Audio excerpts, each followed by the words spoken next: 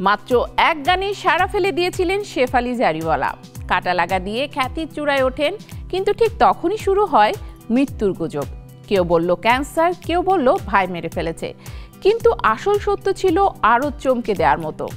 অবশেষে ২৭ জুন সত্যিই না ফেরা দেশে পাড়ি জমালেন এই সাহসী শিল্পী।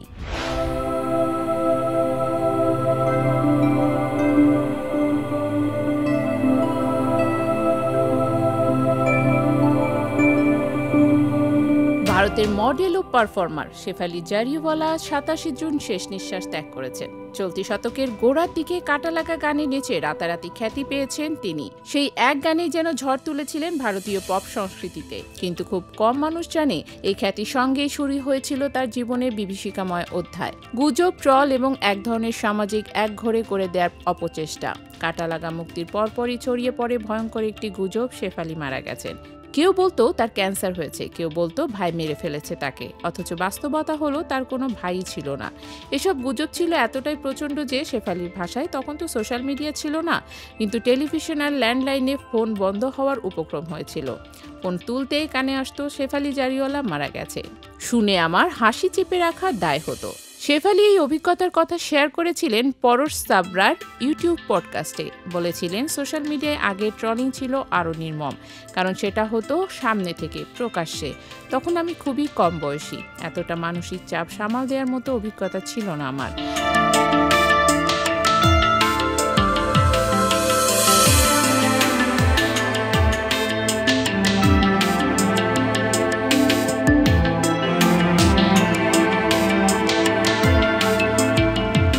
সবচেয়ে অবাক করা ব্যাপার, তার গানের দৃশ্যে শুধু শরীরে ডিজাইন করা রং ছিল, ট্যাটু ছিল না।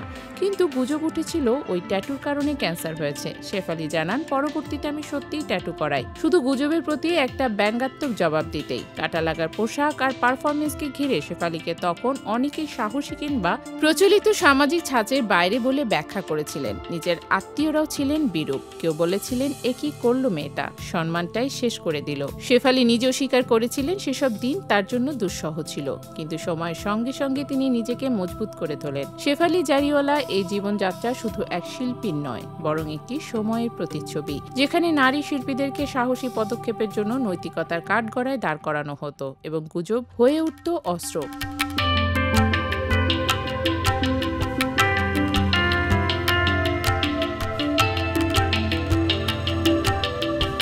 আজ যখন শেফালি সত্যিই আমাদের ছেড়ে চলে গেছে, তখন হয়তো নতুন করে ভাববার সময় এসেছে আমরা কতটা নির্মমভাবে কাউকে বিচার করি এবং কিভাবে একটি ভিন্নধর্মী গান একজন নারীর জীবনের অভিশাপ হয়ে উঠতে পারে। শেফালি ছিলেন শুধুই কাটা লাগার মডেল নন, তিনি ছিলেন সাহসের প্রতীক। বিদায় সাহসী নারী।